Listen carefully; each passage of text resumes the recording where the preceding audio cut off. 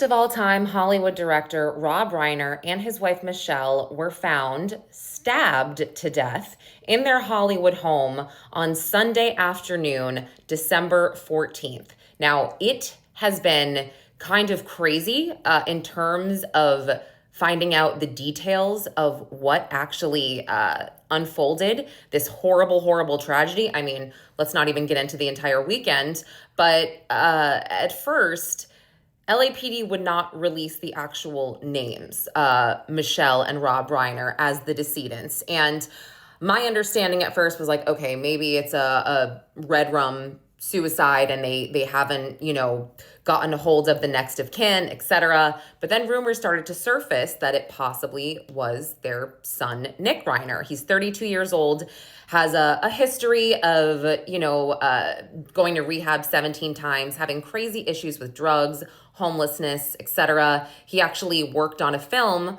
with his dad, Rob, in 2015 called Being Charlie that was loosely based on his life. I watched an interview with Rob and his son this morning, and it just gave me chills hearing Rob talk about, his son's struggles and how it feels as a parent. So tragic.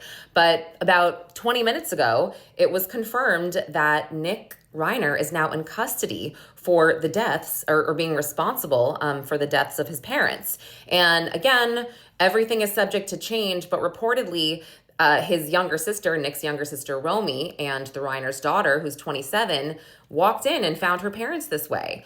LAPD, the police chief, late last night held a press conference and essentially said that they didn't have anyone in custody. They were questioning people. They didn't have a person of interest.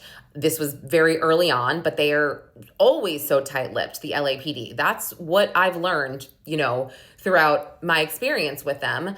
But what I found to be really shocking was that they actually said, and again, this was last night, this was December 14th, they said they actually needed a search warrant to enter the home. I had thought, okay, a homicide would be exigent circumstances, right? I guess not. So I think it's good. They're crossing every T, dotting every I to make sure that they investigate properly, but really, really crazy. So my heart goes out to them. This is a wild, wild, tragic story. And just, again, what a violent weekend. Oh my goodness. But details developing, and also wild, by the way, that Nick Reiner has the ability to post a bond. I mean, I think it's $4 million. I guess that's because he doesn't have a criminal history, but geez.